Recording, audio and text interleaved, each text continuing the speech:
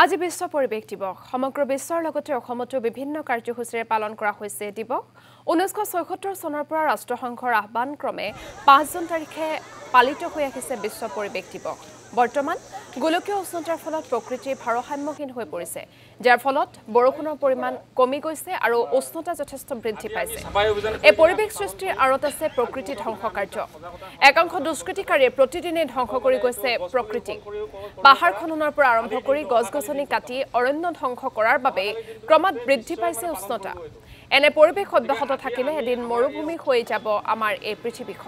পৃথিৱীখনক এনে পৰিৱেশ সৃষ্টিৰ পৰা আঁতৰাই ৰাখিবলৈ প্ৰতি বছৰে আজিৰ দিনটোত পালন কৰা হয় বিশ্ব পৰিৱেশ দিৱস বিশ্ব পৰিৱেশ দিৱস উপলক্ষে গুৱাহাটীকে ধৰি অসমৰ বিভিন্ন স্থানত আজি ৰোপণ কৰা হয় গছপুলি ঠায়ে ঠায়ে উলিওৱা হয় সজাগতামূলক শোভাযাত্ৰাও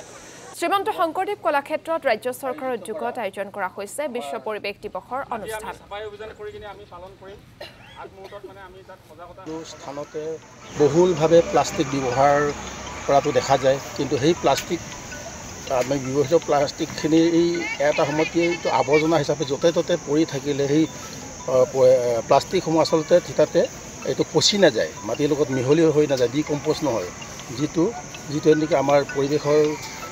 সংৰক্ষণৰ ক্ষেত্ৰত অন্তৰায় সৃষ্টি কৰে আচলতে প্লাষ্টিক যদি আমি যিকোনো এটা স্থানত যদি বেছিকৈ দম খাই যায় বা জমা হৈ যায় তেতিয়া সেই জেগাডোখৰৰ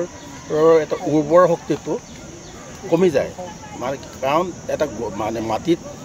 যেতিয়া সেই উৰ্বৰতাটো নাইকিয়া হৈ যায় তেতিয়া গছ-গছনি অন্যান্য তৰু-তৃণ সেইবিলাক মানে উঠি অহাত অসুবিধা হয় যিটো কাৰণ গছে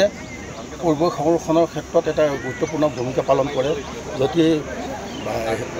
প্লাষ্টিক প্ৰদূষণৰ কাৰণে যদি ভূমি অনুৰ্বৰ হৈ যায় তেতিয়া এটা গছ-গছনিৰ বৃদ্ধিত বাধাগ্ৰস্ত হয় তাৰ লগতে প্লাষ্টিক আৱৰ্জনাই বিভিন্ন ধৰণে পৰিৱেশ মানে প্ৰদূষণ কৰে প্লাষ্টিকৰ পৰা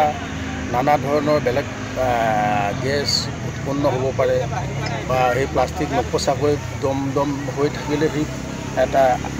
সৌন্দৰ্যময় পৰিৱেশ সৃষ্টি কৰে বহু বছৰ ধৰি যিটো অন্যান্য বস্তু কিছুমান আছে মাটিৰ লগত মুঠতে মিহলি হৈ যায় কিন্তু প্লাষ্টিকটো আপোনাৰ 100 বছৰ পৰ্যন্ত হয়তো আপোনাৰ এইটো নপচাকৈ সেইটো ৰৈ যাব গতিকে আমি পৰিৱেশ সংৰক্ষণৰ ক্ষেত্ৰত প্লাষ্টিকটো অতি আমাৰ মানে অন্তৰায় সৃষ্টি কৰে গতিকে আমি প্লাষ্টিক মুক্ত পৃথিৱীৰ কাৰণে সজাগতামূলক আজি সভা আহ্বান কৰিছোঁ যাতে স্থানতে সৌভাগ্য যে তেখেত আজি আমাৰ মাজলৈ আহিল আৰু ছাত্ৰ ছাত্ৰীসকলক আমি বিভিন্ন ধৰণে তেওঁলোকৰ মানসিক উৎকৰ্ষ সাধনৰ বাবে প্ৰতিনিয়ত প্ৰচেষ্টা কৰিছোঁ সেইদিনাও আমি জৈৱ বৈচিত্ৰ্য দিৱস আমি আয়োজন কৰিছিলোঁ আৰু আজি স্বয়ং যাদৱ পায়েং ডাঙৰীয়াক আমাৰ মাজত পাইছোঁ তেখেতে যি ছাত্ৰ ছাত্ৰীসকলক উদ্দেশ্যি ক'লে